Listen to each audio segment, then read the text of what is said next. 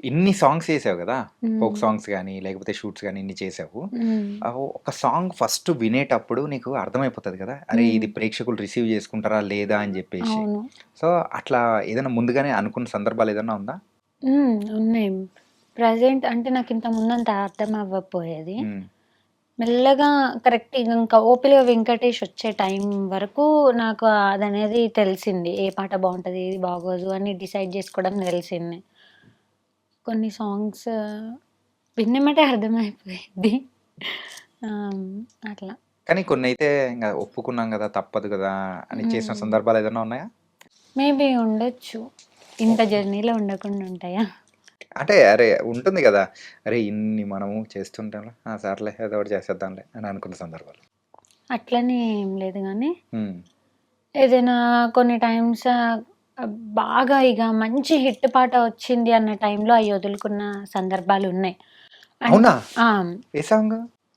వద్దు songs names వద్దు. ఆ టైంలో నేను బిజీ ఉండబట్టి అట్లనే నేనేంటంటే ఒకరికి డేట్ ఇచ్చింనంటే అది అట్లా ఉంచేయాలి. హ్మ్. ఇగ మళ్ళీ హిట్ సాంగ్ వచ్చింది గదా! దీన్ని మారుద్దాం అన్న సిట్యుయేషన్స్‌కి తేను. అట్లా వదిలేయాల్సొచ్చింది కొన్ని. ఈ విషయంలో అయితే బాధపడతా కొంచెం. కానీ నువ్వు ఆడాల్సిన చోట వేరే అమ్మాయి అసలు అలా డాన్స్ చేస్తూ, ఆ పాట హ్మ్. వల్ల వచ్చిన ఫేమ్ అనేది తీసుకుంటుంటే అసలు ఎంత బాధపడింటావో గదా! అంటే బాధ అనిపించలేదు. ఎందుకంటే జర్నీ నాది మా ఫస్ట్ నుంచే హిట్ వచ్చింది. అది నేను కాదంటలేను. బట్ చాలా హార్డ్ వర్క్‌తో నాకు ప్రతి ఒక్కటొచ్చింది.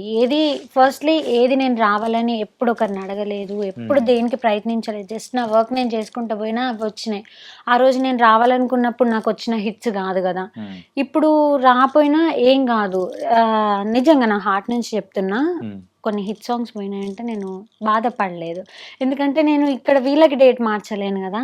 సో, అట్లా ఎప్పుడు బాధపడలేదు. వెళ్ళని పర్లేదు. ఓకే. మనదనుకున్న రోజు ఏదైనా మనకి ఎన్ని డేస్ పడుతుంటుంది ఈ ఫోక్ సాంగ్ షూట్‌కి వన్ గాని డే అట్లా? 1 డేలో అయిపోతదా? లేదా 2 డేస్‌లో జేస్తారు. 1, 2 డేస్‌లలో. 1, 2 డేస్‌లో. కానీ ఎక్కువగా ఈ సాంగ్స్ అనేది గూడా పొలాల్లో గాని హ్మ్. అండ్ పల్లెటూర్లలో ఎక్కువగా ఉంటాయి. అవును. ఆ! సో, ఆ టైప్‌లో జరిగేటప్పుడు ఏదైనా ఇబ్బందులుగా గాని, అక్కడున్న ఎన్విరాన్మెంట్ వైస్ కానీ, పర్సన్స్ హ్మ్. వైస్ గాని ఏదైనా జరిగిందుందా? అంటే మా ఆహ్, ఊర్లల్లో జరిగేటప్పుడు ఆ ఇబ్బందేముండదు. హ్మ్. ఎందుకంటే సమ్‌టైమ్స్ మాకు ఫుడ్ లేట్ అయినా గానీ, ఆ హ్మ్. ఊర్లో నేను కొంచెం ఆకలికి ఆగలేను. ఎందుకంటే చాలా వర్క్ చేస్తాను గదా! ఎండలో ఇట్లా. ఆ! ఎవరైనా ఊర్లో వాళ్ళు, ఇంట్లో వాళ్ళు మంచిగా మాట్లాడతారన్నమాట. ఈ ఊర్లలో షూట్ జరిగేటప్పుడు ఏంటంటే బాగా రిసీవ్ చేసుకుంటారు. హ్మ్. వాళ్ళ ఇంట్లో డ్రెస్ చేంజింగ్ కానీ, లేదంటే లగేజ్ పెట్టుకోవడానికి ఉంటాం గదా! అక్కడ షూట్ చేసే అంత టైంలో వాళ్ళు అమ్మ ఇట్లా కొంచెం లంచ్ టైమ్ గదా! తినండి అని అంటారు. ఆ టైంలో నేను మొహమాట పడ తినేస్తా. ఆ! అట్లా లంచ్ లేట్ అయినా గానీ ఊర్లో ఇబ్బందుండదు. కానీ ఎప్పుడైతే ఆహ్, ఆ విలేజ్ ఔట్‌స్కట్స్‌లో చేస్తామో గుట్టల దగ్గర అట్లా, హ్మ్. కొన్ని టైమ్స్ ఫుడ్‌కి ఇబ్బందయిద్ది. టీమ్ అందరం ఆగాల్సొస్తది. హ్మ్. ఓన్లీ ఫుడ్ పరంగా మాత్రం ఇబ్బందులు ఆ! ఎదుర్కొన్నావనమాట. అవును. మంచిగా తింటావనమాట. తిన్ ఏంది? చికెన్, మటనేనా? అహా! చికెన్, మటన్ అనేది షూట్ టైమ్స్‌లో కొంచెం అవాయిడ్ జేయాల్సొస్తది. కానీ నేను అవాయిడ్ జెయ్యను. అదే హ్మ్. అందుకే నేను మా అమ్మతో తిట్లు పడతా. ఎందుకు తిడతదమ్మ? ఎందుకంటే నాకు చికెన్ తింటే ఈవినింగ్‌కి చాలా పింపుల్స్ వచ్చేస్తాయన్నమాట. షూట్‌లో అది ఇబ్బందయిద్ది గదా! సో, హ్మ్. చికెన్ తినకు అన్నా నేను తింటా. అయినా గాని ఇలాంటి అందమైన అమ్మాయిలకు పింపుల్స్ వచ్చినా అందంగానే ఉంటారులెండి. అంతేగా? అంతే. అంతే.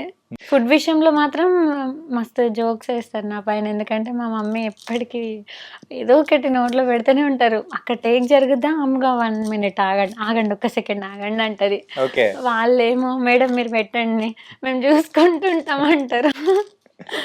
సో, షూట్‌కి అమ్మ గాని, నాన్న గాని ఎవరన్నా వస్తుంటారా మీతో? అమ్మొస్తారు.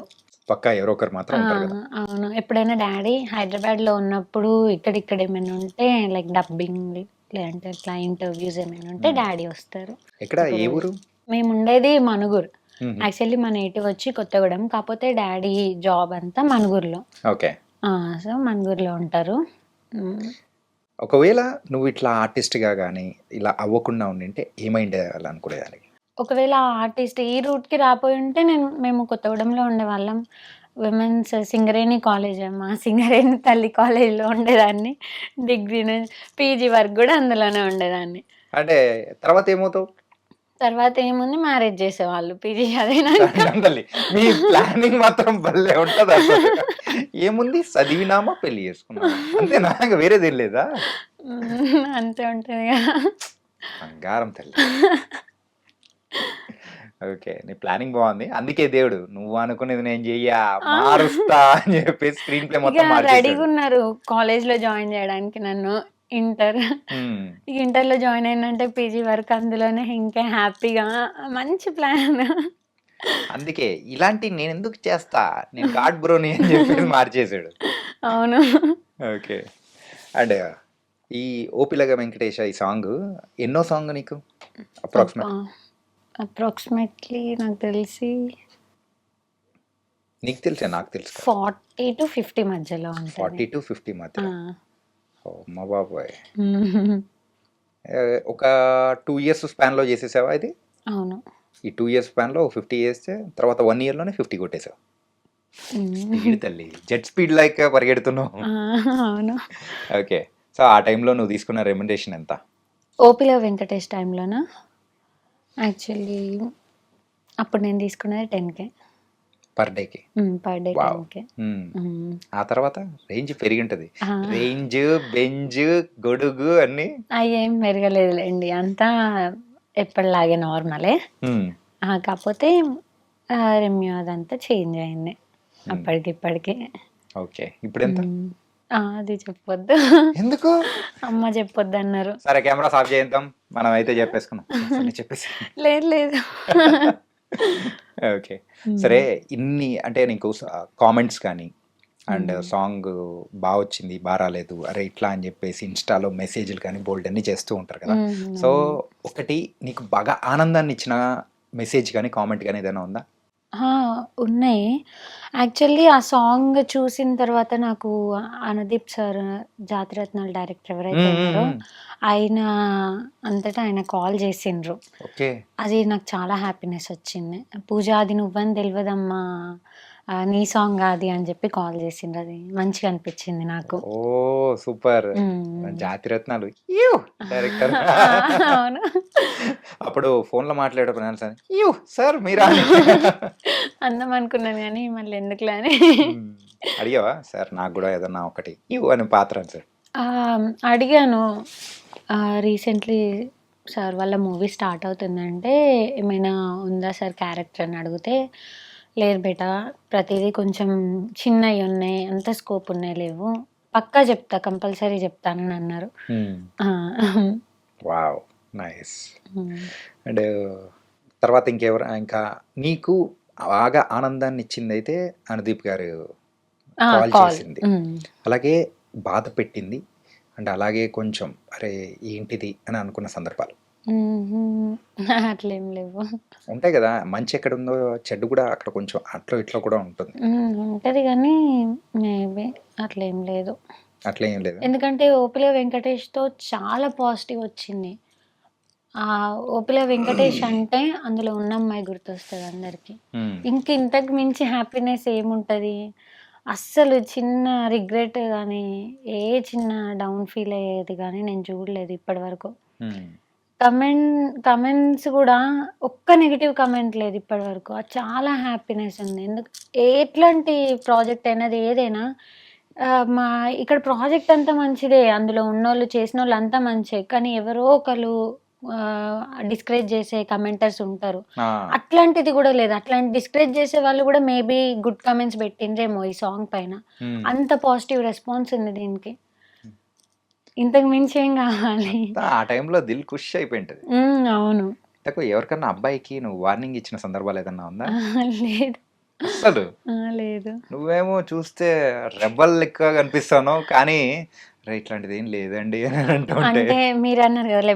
రెబెల్ లెక్క కనిపిస్తానని. సో, భయపడి నాకు తెలిసి ఇప్పటివరకు వాళ్ళెవరు నా దగ్గరికి రాలేదు గావచ్చు. ఏంటంటే నువ్వు నుంచి వచ్చే ఆరా ఒక వైఫై లెక్క చుట్టూ ఉన్నట్టుంది. అందుకే రావడానికి భయపడుతున్నారు ప్రతి ఒక్కరు. అవును. హ్మ్. ఓకే. సరే. సో, ఇంకా ఫ్యూచర్‌లో ఏమవుదాం అనుకోని నువ్వు టార్గెట్ ఏమనుకుంటున్నావు? ప్రెజెంట్ అయితే అట్లా ప్రాజెక్ట్స్ చేసుకుంటూ ఎళ్తున్నా లైన్ వైస్‌గా. ఇప్పుడు ఈ గ్రోత్ అయితే మంచిగా అనిపిస్తుంది స్టెప్ బై స్టెప్ నాకు. ప్లాన్స్ అంటూ ఏం లేవు. వచ్చింది చేసుకుంటే గోయింగ్ వెళ్ళిపోదాం. విత్ ద ఫ్లో అంతే. వచ్చింది చేసుకుంటూ వెళ్ళడం అంటే మనకి తగ్గట్టు చూసింగ్ కరెక్ట్‌గా చేసుకుంటే, ఒక ప్లాన్ లేకపోయినా గానీ మనం చూజ్ చేసుకునే దారే మనల్ని ఒక గట్టుకి చేరుస్తదని అనుకుంటున్నా. ఎవరు చెప్పినారు ఇది? నాన్న చెప్పినాడా? లేదు. ఉంది అదే మైండ్‌లో చెప్తున్నా. ఓకే. హ్మ్. నైస్. సో, నువ్వు ఇప్పటివరకు చేసిన అన్ని సాంగ్స్‌లలో కల్లా నీకు బాగా నచ్చిన సాంగ్ అయితే 'తేరీ మేరీ' హ్మ్. అండ్ అలాగే ఇంకోటి పేరు తీసుకొనొచ్చిందయితే 'ఓ పిల్ల వెంకటేశ.' అవును. ఒక్కటైతే కొంచెం అరే! ఇది వస్తుంది కానీ రాలేదే అంతగా అని అనుకున్న సాంగ్ ఏదైనా ఉందా? హ్మ్. అంటే ఆ రీచ్ నన్ను సాటిస్ఫై చెయ్యలేదు.